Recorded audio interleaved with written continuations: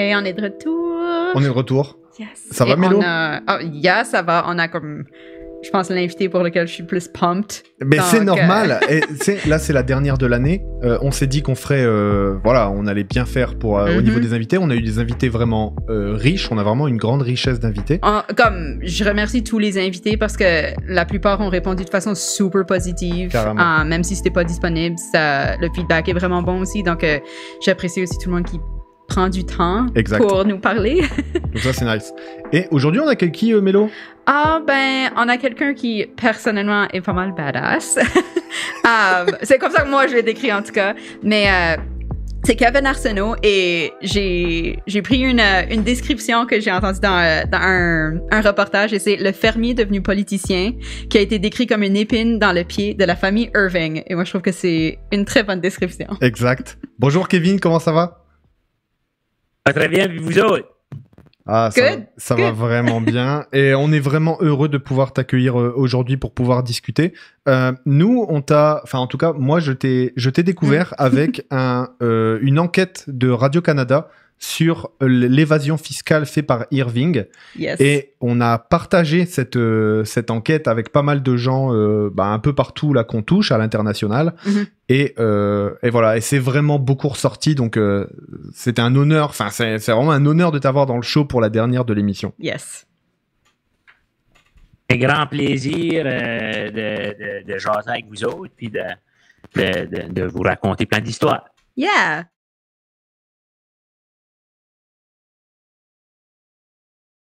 Et on est back! On est de retour! Ça va, Mélo? Oui. Mais c'est la dernière émission, il fallait un petit peu de... C'est ça. Il fallait un petit peu de bugs, c'est normal, c'est comme ça. Et on a toujours Kevin avec nous, ça va, Kevin? Oui, ça va très bien. Yeah! On a trouvé des solutions, ça sonne bien. Vas-y, je te laisse reprendre. Donc c'est ça, on parlait de ton parcours, que t'as été un petit peu partout parce que ton père était dans la police, donc ça te fait envoyer un peu partout, comme j'ai plein d'amis qui ont été dans les militaires, donc c'est un peu la même sorte de vie, je pense. Et là, tu étais en train de parler de tes études. C'est ça, c'est que j'ai continué ça. Moi, après le secondaire, j'ai continué à bouger, fait que j'ai retourné aux études à 25 ans. Fait que à 17, je suis parti à Fort McMurray, j'ai travaillé par là pour un bout de sa construction. Après ça, j'étais en Afrique, au Bénin, avec Jeunesse Canada Monde. Puis après ça, quand je suis revenu, j'ai été vendre des sapins de Noël à New York. Après ça, j'ai été guide de kayak. J'ai vraiment fait toutes sortes de choses. Yeah. À 25 ans, j'ai décidé de retourner, d'aller aux études à 25 ans. Tout right à cause d'un livre, anyway. Écoute, moi je suis fan de vivre des affaires avant les études, là. Je suis retournée récemment, donc I'm all for it. Et du coup, qu'est-ce que toi, quand tu entends que les gens te décrivent comme une épine dans le pied de Irving, est-ce que c'est un compliment pour toi? Définitivement. Je veux dire, je préférais ne pas être une épine dans le pied, dans le sens où je préférais qu'ils payent leurs taxes, puis je serais pas obligé de talonner. Mais tant aussi longtemps qu'ils veulent piller notre bien commun, c'est sûr que je vais être une épine dans leur pied, puis dans le pied à n'importe qui veut pas faire sa juste part. Good. On approuve. Je me demandais qu'est-ce qui t'a... Parce que t'es décrit comme le fermier devenu politicien. Qu'est-ce qui t'a amené à devenir fermier en premier? Fermier, c'était, je pense, ça a tout le temps été quelque chose qui me trottait dans la tête. Dans toutes les affaires que j'ai faites, je rêvais tout le temps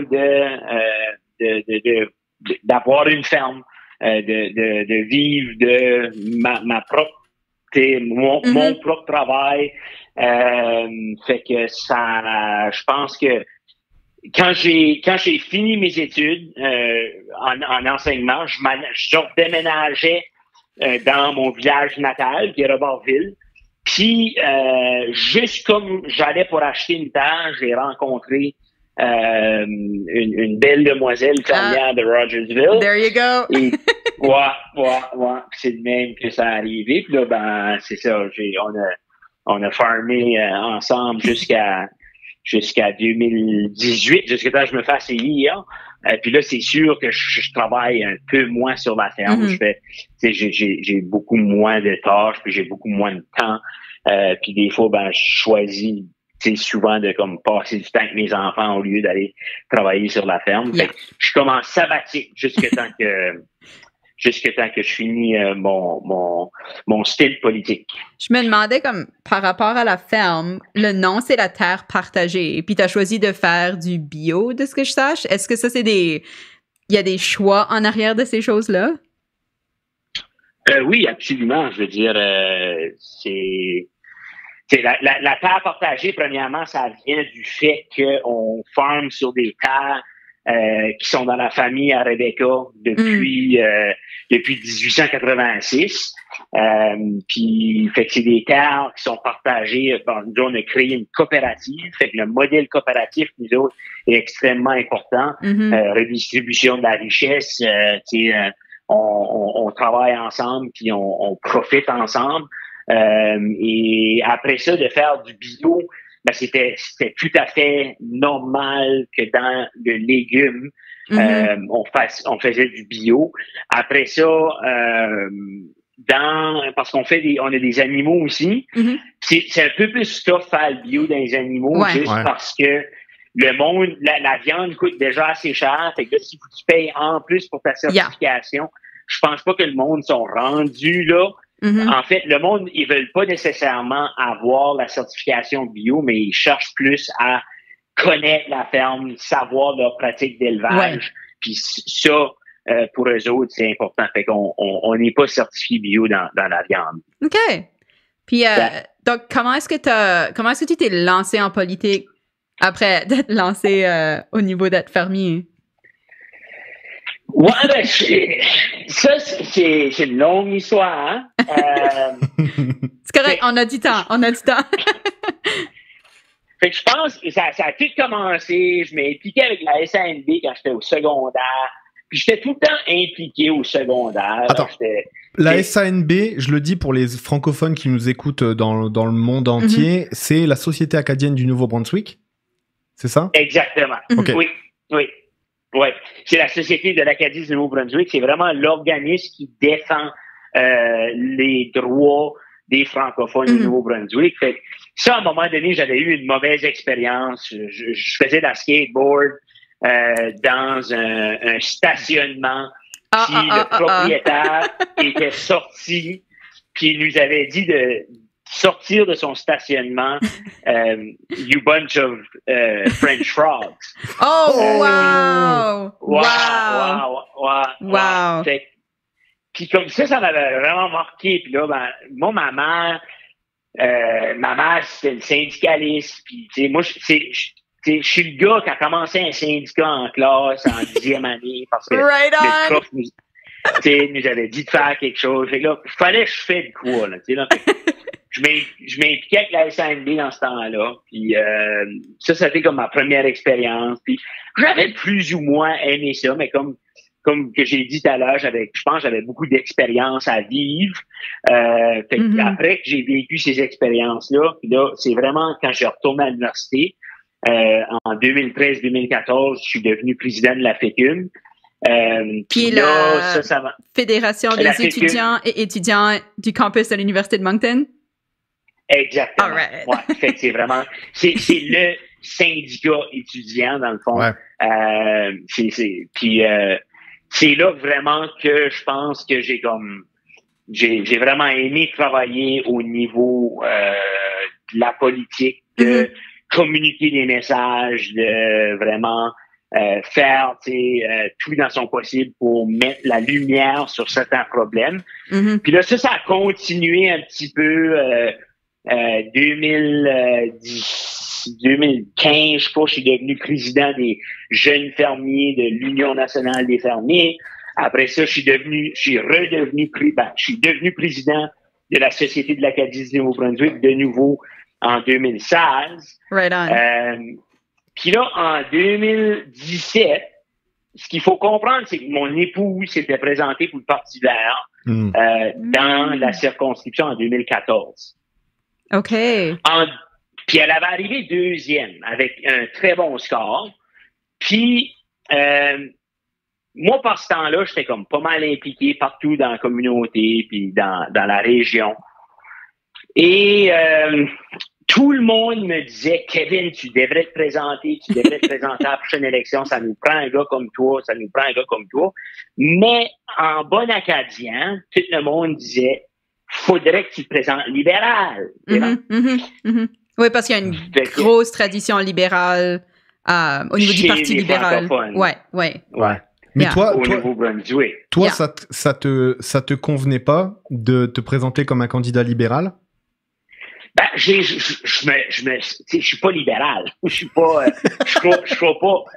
pas dans le néolibéralisme. Je suis beaucoup plus de gauche que les libéraux. Je me considère plus un socialiste dans la forme pure là, du terme là. Donc pour moi c'était comme inconcevable, mais en même temps je montre au monde que le Parti libéral voulait pas de monde comme moi non plus. Yes. Yeah. Fait que j'ai fait le pari. Puis je me suis présenté à la nomination du Parti libéral pour la circonscription de Kent-Nord en 2017. Après que ma femme m'avait confirmé qu'elle ne voulait pas se présenter. Et puis, après quelques mois de va-et-vient dans les médias, tout ça, ils ont finalement refusé ma candidature à la nomination. Wow! Fait que ça a vraiment... je pense, ça m'a permis de dire aux gens, c'est pas vous ne choisissez pas votre candidat. Par ici, il lisait tout le temps un libéral, mais c'est le Parti libéral qui choisit que vous allez voter pour. Fait que là, moi j'ai dit, je retourne chez les Verts parce que j'avais déjà travaillé avec les Verts dans le passé. Suivez-moi. Puis j'ai réussi mon pari. En 2018, j'ai été élu avec 47% du vote, 46 fois. Puis j'ai remporté l'élection de 2018 de plusieurs centaines de voix, je crois que c'était. Nice. Yeah. Parce que nous, quand tu t'es décrit comme socialiste, nous on a eu un sourire jusqu'aux oreilles. Parce que c'est aussi ça notre émission quand on discute, tu vois, on essaie aussi d'expliquer aussi pourquoi le partage de la richesse c'est vraiment important. Est-ce que c'est quelque chose que tu retrouves un peu chez les Verts du Nouveau-Brunswick, plus que chez un NPD ou plus que ailleurs? Je veux dire, la situation politique au Nouveau-Brunswick, c'est que moi, pendant longtemps, j'avais été beaucoup plus néo-démocrate. J'ai grandi dans la circonscription à Yvon Godin, le fameux Yvon Godin qui a été député fédéral pendant 20 ans dans le nord du Nouveau-Brunswick, grand défendeur de la langue française. Puis, j'avais longtemps été néo-démocrate, mais là, nous, on avait eu un chef néo-démocrate qui s'appelle Dominique Cardy, qui avait vraiment amené le parti à bas. Il est devenu ensuite ministre de l'Éducation dans un gouvernement conservateur. C'est tout ça pour dire que chez les Verts, au Nouveau-Brunswick, c'est vraiment, on est l'option de gauche. Tu sais. Mais moi, j'ai beaucoup de misère avec juste les systèmes de partis en général. Moi, les néo-démocrates, je me retrouve chez eux au fédéral. Si je serais québécois, je serais sans aucun doute Québec solidaire. Fait, je veux dire, c'est toute une question de qui est là dans le moment. C'est quoi le groupe qui travaille ensemble? Puis présentement, au Nouveau-Brunswick, c'est clair, les Verts, on est l'option de gauche, on est l'option qui prône une redistribution de la richesse, qui a une vision du monde qui est très différente que les libéraux et les conservateurs en ce moment. Fait que, pour l'instant, c'est là que je me trouve. Mais est-ce que je Est-ce que je me fais tatouer le logo du parti sur le corps? Absolument pas. Yeah. Pas encore. Non. Je me fais tatouer comme le mot gauche. Oui. Donc, on peut aller comme plus spécifique vraiment au niveau des problématiques du Nouveau-Brunswick pour les auditeurs qui ont besoin d'un peu plus de contexte. Donc, le Nouveau-Brunswick, c'est une des provinces maritimes au Canada et c'est la seule province où il y a les 2 langues officielles au niveau du gouvernement provincial, donc le français et l'anglais, ce qui est super cool quand tu es dans une autre province et tu dis ça serait tellement bien d'avoir des services en français ou au Québec, je te donne des services en anglais pour ceux qui en ont besoin. Mais ça cause aussi des petits conflits, je vais dire. Oui. Et je sais que toi, tu es un grand défenseur de ça. J'ai une citation que j'ai vraiment aimée que tu as dit par rapport au manque de traduction puis à la vitesse à laquelle les traductions sont faites, si elles sont faites. Et c'est le français ne peut pas être une langue de traduction, encore moins, Monsieur le Président, une langue de résumé. Est-ce que tu pourrais nous donner un peu un résumé de qu'est-ce qui se passe avec les langues officielles au Nouveau-Brunswick? Ouais, c'est que les langues officielles au Nouveau-Brunswick, c'est clair que, je veux dire, on a fait des gains incroyablement importants. Je veux dire, le fait que il y a la loi sur les langues officielles, il y a eu la loi 88, on a eu, ça a été écrit dans la Constitution que au Nouveau-Brunswick, les 2 communautés linguistiques sont égales. Dans le fond, ils ont un statut légaux égal. Et puis, mais en pratique, c'est pas nécessairement ça qui se passe. Yep. Moi, j'ai souvent l'impression de parler la 2e langue officielle du Nouveau-Brunswick. Puis c'est certain qu'il y a des tensions, surtout avec le premier ministre actuel, tu sais, qui là toute cette semaine, qui a été dans les médias pour dire, tu sais là, moi pauvre anglophone unilingue, je veux pas que personne soit obligé de vivre ce que moi j'ai vécu. Puis en disant ça, je veux dire, le gars a fait sa carrière au complet comme cadre chez Irving. C'est danger, red flag là. Extrêmement bien payé. Puis il s'est rendu jusqu'en politique provinciale où il est devenu ministre des Finances. Puis là, il est sur son 2e mandat de premier ministre. Donc, le poste le plus puissant, disons, de la province du Nouveau-Brunswick, sauf si t'es Irving.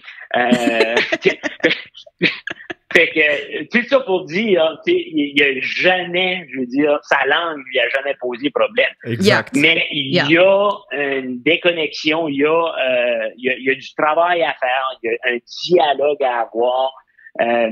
Puis je pense, humblement, le problème qu'on a fait, c'est que après qu'on a amené les langues officielles au Nouveau-Brunswick, on a tout le temps eu peur d'en parler. Ça a tout le temps été un sujet contentieux. Tandis que moi, je pense qu'on devrait péter l'abcès.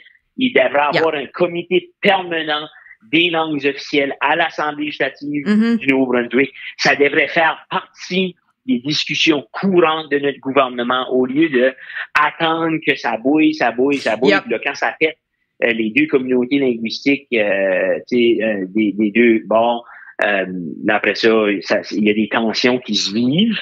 Absolument. C'est ce qui a mené en partie à l'élection du premier ministre en ce moment où il y a aussi une historique dans sa politique d'être juste littéralement anti-francophone.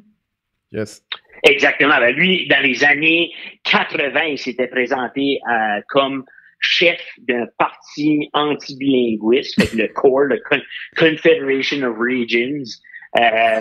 Puis c'est ça, il avait perdu à cette époque-là, mais il y a des documents de lui qui dit, sa numéro 1 promesse était de faire en sorte que le Nouveau-Brunswick ait une seule langue officielle, l'anglais.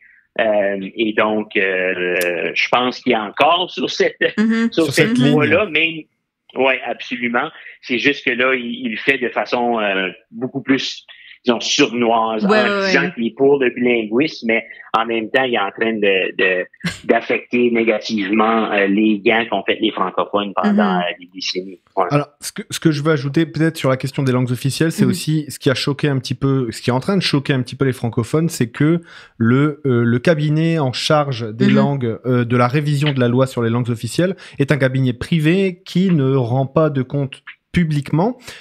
Or, la plupart des députés en chambre qu'on a vu récemment intervenir ont demandé à ce que ce cabinet soit public parce qu'on sait des affaires publiques. Toi, qu'est-ce que tu en penses en tant que député, justement?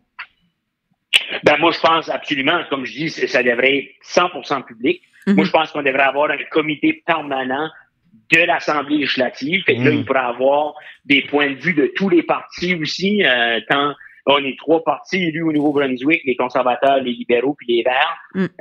Mais présentement, c'est un comité à huis clos composé de membres du Parti conservateur seulement, dont ils ont seulement 2 membres francophones dans le parti en ce moment, 2 députés élus.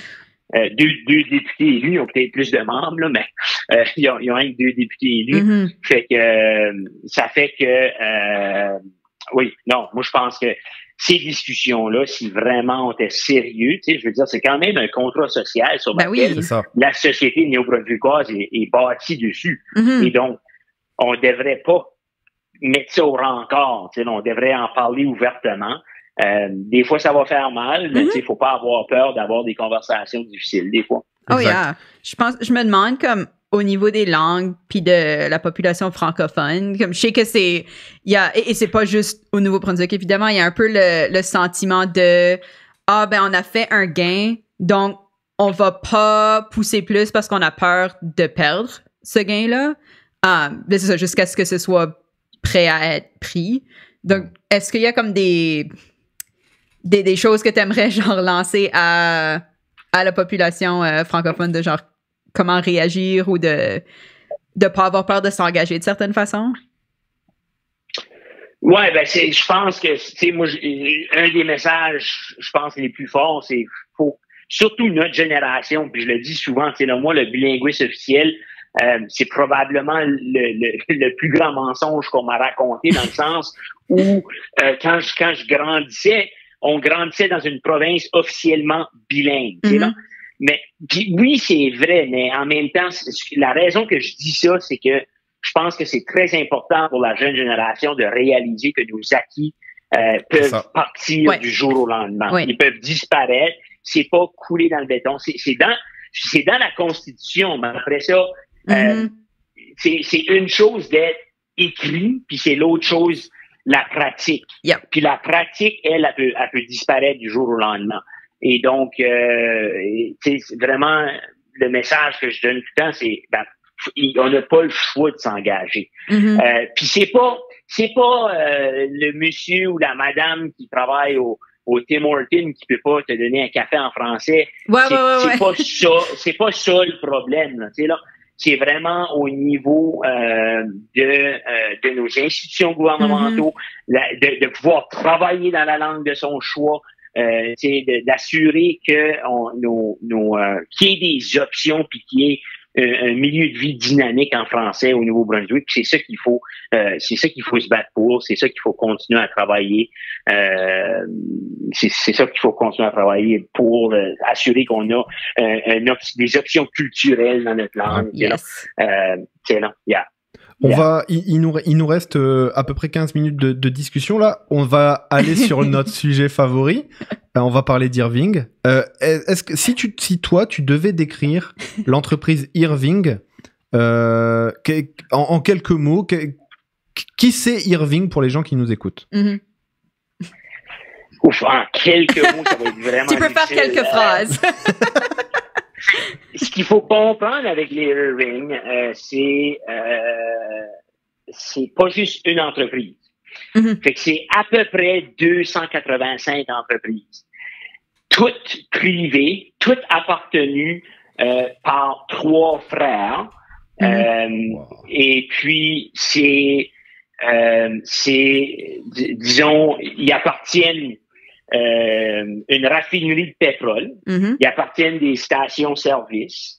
Ils appartiennent, après ça, à une entreprise forestière.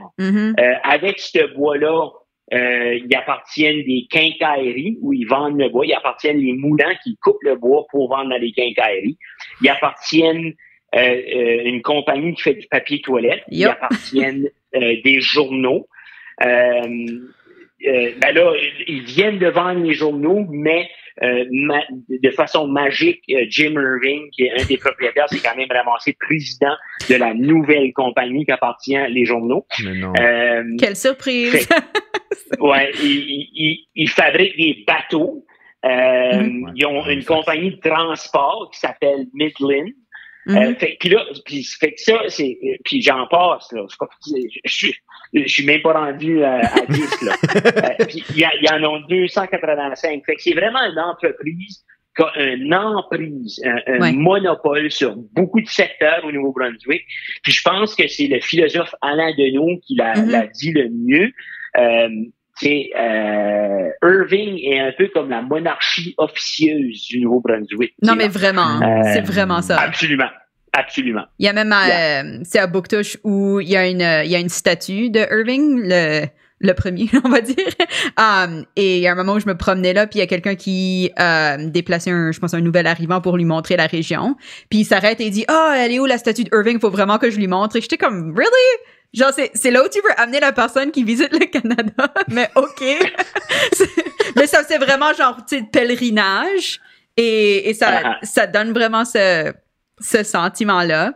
J'ai envie de prendre une quote de toi pour vraiment se lancer dans la question de l'évasion fiscale et tout ça. Et c'est personnellement une de mes quotes préférées. Et c'est,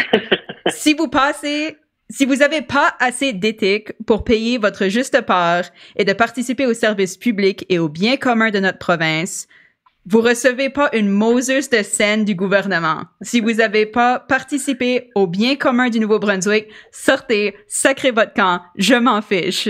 Je pense que ça résume très, très bien la situation. Mais donc, au niveau de l'évasion fiscale et aussi de l'argent qu'ils ont demandé, est-ce que tu pourrais un peu expliquer la situation?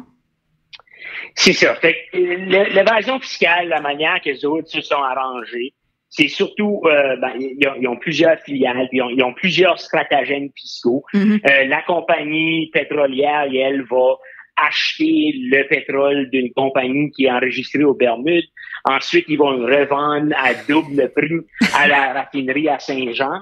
Ce qu'il faut comprendre, c'est qu'aux Bermudes, le taux de taxation est à peu près à 0%, tandis qu'au Nouveau-Brunswick, il y a à peu près 25% sur le profit. Donc, s'il n'y a pas de profit, il n'y a pas de taxe à payer au Nouveau-Brunswick. Et donc, ils s'arrangent à faire tous leurs profits aux Bermudes où le taux de taxation est à 0%. La compagnie forestière, elle, fait ça d'une façon différente parce qu'elle n'achète pas sa matière première outre-mer. Fait que ce qu'elle va faire, c'est il y a certains stratagèmes comme ils commencent des compagnies d'assurance où ils assurent eux-mêmes leurs biens aux Bermudes, mais ils vendent des polices d'assurance à prix extrêmement élevé. Fait que c'est une façon, dans le fond, de donner des dépenses à leur entreprise canadienne, puis de faire fuir leur argent vers les Bermudes où il y a un taux de taxation de 0%. Fait que ça, c'est les genres de stratagèmes qu'ils vont utiliser. Mais en plus d'avoir fait ça, c'est une compagnie qui a reçu des millions et des millions et des millions de dollars de subventions du gouvernement. Année après année. Puis, juste dans les dernières années, on peut calculer les différentes subventions qu'ils ont reçues, ça dépasse là je pense que c'est les 650 millions de dollars de subventions. Même pendant la pandémie, ils ont profité des différents programmes gouvernementaux pour aider à payer leurs employés. Mais on sait que la richesse des Irving a augmenté d'à peu près 2,2 milliards depuis la pandémie.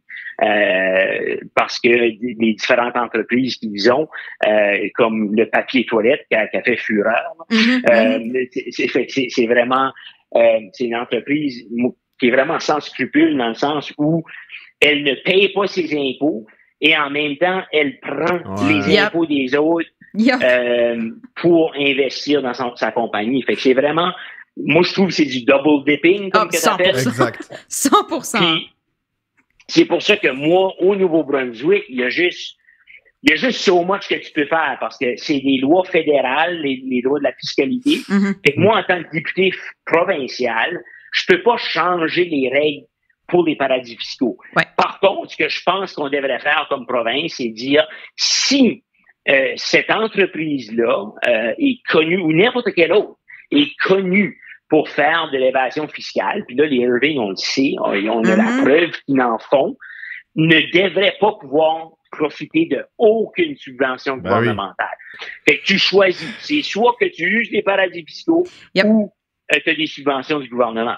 Puis, je veux dire, je souhaite et j'espère qu'un jour, nos législateurs, nos parlementaires fédéraux arrêteront la possibilité de mettre de l'argent dans les paradis fiscaux. Mais jusqu'à ce jour-là, au niveau provincial, je pense que la stratégie, c'est vraiment de couper toute subvention qu'ils peuvent recevoir. Absolument. Ce qui est incroyable, c'est que ce que tu décris, il y a d'autres pays qui vivent des empires comme ça. Tu vois, par exemple, je prends le cas de la France que je connais bien. C'est souvent une bataille entre plusieurs familles. Du coup, on va les appeler comme il faut les appeler, des bourgeois, tu vois, qui possèdent beaucoup d'entreprises. Mais il y a quand même une sorte de compétition entre ces bourgeois qui fait que t'arrives quand même à dire à la fin, cette compétition permet aux consommateurs à la fin de payer un peu moins cher sur un petit peu, tu vois. Alors c'est négligeable et c'est pas bon parce que ça reste des gens qui profitent du travail des autres, mais il y a au moins cette compétition qui équilibre. Au Nouveau-Brunswick, comme tu le décris, il y a même pas cette compétition entre grosses entreprises qui fait que eux sont vraiment un acteur systémique du Nouveau-Brunswick qui devrait, s'ils payaient leurs impôts avec ce que tu nous dis, puis les calculs qu'on a regardé un petit peu là, le taux d'impôt qu'ils devraient payer, désolé, mais la pénurie de services de santé dans les deux langues, ou les écoles, ou les subventions données, par exemple, pour les travailleurs de la petite enfance, tous ces programmes gouvernementaux pourraient largement être financés presque à 100% annuellement parce que devrait payer Irving. Et du coup, on a vraiment l'impression qu'il y a une impunité totale. Alors, ma question pour toi, c'est... Est-ce que tu penses que c'est tellement fort et tellement tentaculaire dans le gouvernement qu'ils ont de l'aide au gouvernement? Alors bon, bien sûr, il y a le Premier ministre qui est un ancien Irving. Mais est-ce que tu penses qu'il y a d'autres personnes qui protègent Irving au sein du gouvernement? Absolument. Je veux dire, le gouvernement, beaucoup des cadres, des hauts fonctionnaires du Nouveau-Brunswick, c'est des anciens d'Irving. C'est des gens qui ont travaillé au privé avant. C'est vraiment, je veux dire, au Nouveau-Brunswick, c'est documenté, là, puis il y a une expression qui dit, on peut peut-être, ça va comment encore, c'est, on peut peut-être gagner une élection sans les Irving, mais si les Irving décident que tu perds, tu vas perdre, c'est là. Ouais.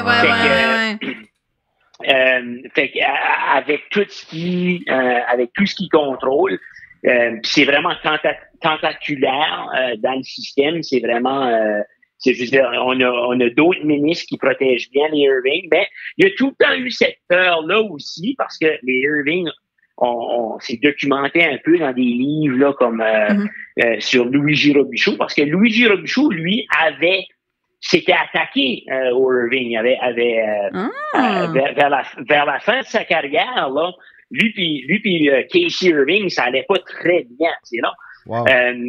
Puis même qu'il y en a qui disent que je veux dire, c'est les Irving en partie, mais c'était aussi la fatigue là. Ça faisait 10 ans qu'il était au pouvoir, puis tout ça. Il y avait aussi un problème d'alcool vers la fin, fait qu'il y avait plusieurs facteurs qui ont fait qu'il a perdu, mais les Irving le voulaient sortir de là complètement. Donc ça c'est quand même un gros poids contre toi. Absolument.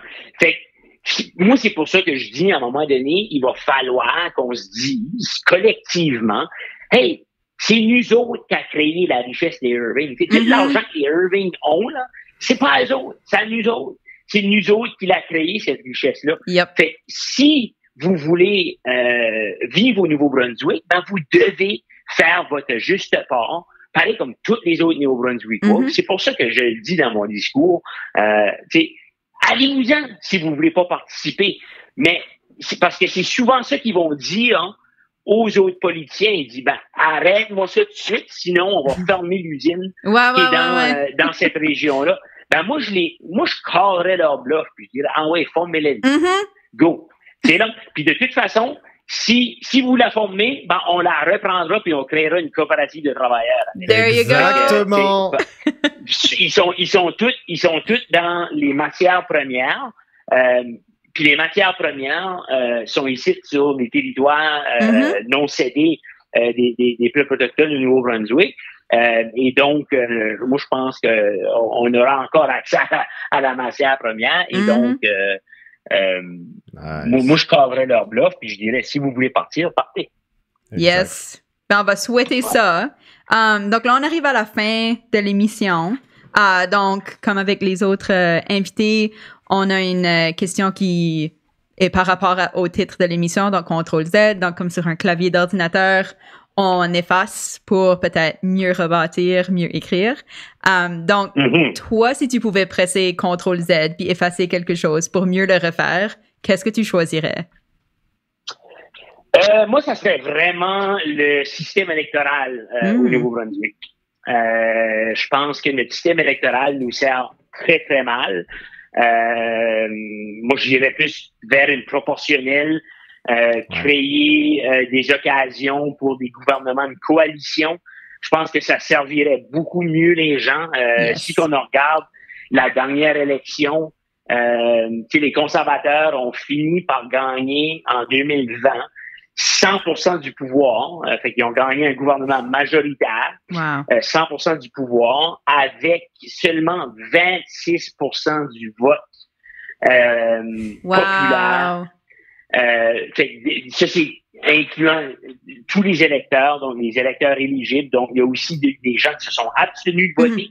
Puis moi, j'ai toujours dit, les gens qui s'abstiennent, c'est parce qu'il n'y a aucun parti politique qui a été capable de les convaincre. Ils n'ont pas été capables d'aller les chercher. Fait que l'abstention, pour moi, compte énormément. Et donc, on a un gouvernement qui est 100% au pouvoir avec seulement 26% du vote. Moi, je pense que c'est vraiment notre système électoral qu'il faut changer.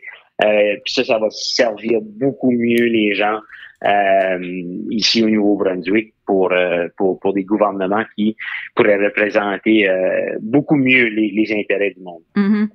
Ben, je pense que c'est une façon parfaite de finir l'émission. Là, ça, on est pas mal d'accord. Je pense pas que c'est un secret. Mais merci énormément. C'était trop court, mais c'est correct. Ça veut dire que c'était une vraiment bonne discussion. Donc, merci énormément d'avoir accepté d'être sur notre émission. Puis je pense que ça conclut extrêmement bien l'année. Ouais. Parce que c'est tous les combats qu'on porte aussi, tu vois, parce qu'on sait que les premiers combats, c'est aussi des combats économiques. D'une lutte. Absolument. D'une lutte un petit peu de gens qui travaillent, qui produisent la richesse, et d'autres qui profitent du travail des autres en les exploitant. Donc ça, c'est vraiment une bonne chose. Et surtout, s'il y a des développements du côté de Irving ou des prochaines campagnes à venir, est-ce que ça te dit qu'on se rappelle? Avec plaisir. Avec plaisir. Awesome. Vous avez mon courriel. Yes. Si on peut faire ça une tradition annuelle, si vous voulez. Parfait. It's a date. It's a date. OK. Eh ben, du coup, on va dire au revoir à Kevin Arsenault, on rappelle député de la circonscription de Kent Nord au Nouveau-Brunswick. Merci beaucoup, Kevin. Et puis, du coup, à bientôt. À la prochaine. Au plaisir. Parfait. Je pense que c'était ce dont on avait besoin. Pour finir l'année, chier sur les milliardaires qui profitent. Puis en plus, là, c'est double, il l'a dit, double entourloupe. Ah oui. Tu payes pas tes taxes et tu touches masse de subs. Ah, va chier, dégage. Il y a un reportage sur Irving fait par Radio-Canada qui est dans l'émission qui s'appelle Enquête. Vous trouverez ça avec le nom Irving dedans. Mais ça explique super bien une partie des des problématiques, de comment ils arrivent à s'enrichir. Puis entre autres, on en sait plus parce qu'il y a eu les Paradise Papers qui sont sortis. Exact. Donc il y a des preuves. et là aussi, ça nous rappelle aussi l'intérêt qu'ont les milliardaires à posséder des médias. Là, ce qui s'est passé, c'est qu'il y avait beaucoup d'attention sur la famille Irving, comme l'a décrit Kevin Arsenault, qui est devenu vraiment systémique et qui était non pas uniquement systémique au milieu, au niveau économique, elle est devenue systémique au niveau politique, puisque, comme l'a dit Kevin Arsenault, un Irving peut te faire perdre. Oui. Ok. Et aussi au niveau culturel et social, et au niveau de l'information avec le rachat des médias. Un milliardaire n'achète jamais un média par amour de l'information. Nope. Ou bien, si c'est le cas, il a fait sa fortune dans l'information. Oui, c'est ça. Mais il se met pas à un moment à kiffer l'information et tout. Non. Elon Musk n'achète pas Twitter par amour de l'information ou de la liberté d'expression. Donc là, ça pose quand même question à ce moment-là où quand des milliardaires commencent à posséder des médias. Et du coup, c'est tout l'intérêt aussi d'avoir ce genre de petite discussion à notre petite échelle, soyons... Et c'est l'importance d'avoir aussi des politiciens super engagés et vocaux à ce niveau-là, parce que si, comme il a dit, si on n'en parle pas... ça va pas bien se passer. Et puis tu vas pas comprendre pourquoi l'hôpital au bout de chez toi il va fermer. Exact. Surprise. Alors que Irving, lui, comme le dit Kevin Arsenault, et c'est moi qui vais le citer cette fois, c'est-tu normal que Jeannette et Joseph, eux autres, ils payent leurs impôts à 40 et quelques %, et que les milliardaires qui se déplacent en hélico dans la province, eux autres en payent pas. Exactement. Ou pas le montant qui devrait monter. J'ai révisé ma citation, t'as vu? Très bien. Elle est exactement dans le reportage qu'on vous a décrit avant. Oui. Bon, il est tard. C'était une bonne émission. C'était la dernière de l'année. À l'année prochaine. À l'année prochaine, on va... Non, on dit rien. On va peut-être faire des streams pendant les vacances à suivre, mais c'est la dernière émission officielle de l'année de 2022. C'était vraiment cool de vous avoir avec nous, que vous nous écoutiez en podcast, que vous regardez sur YouTube, que vous soyez avec nous en direct sur Twitch, que vous commentiez, etc. On a vraiment apprécié. C'est ça, c'était un petit pari pour nous aussi. Ouais. Ça nous donne envie de continuer, je pense. Puis, je pense que c'était l'entrevue pour nous motiver encore plus. Là. Exact. À l'année prochaine. 2023. L'année prochaine, c'est nul, c'est la joke de papa, ça. On se voit l'année prochaine. À dans un an. Ciao. Allez, ciao.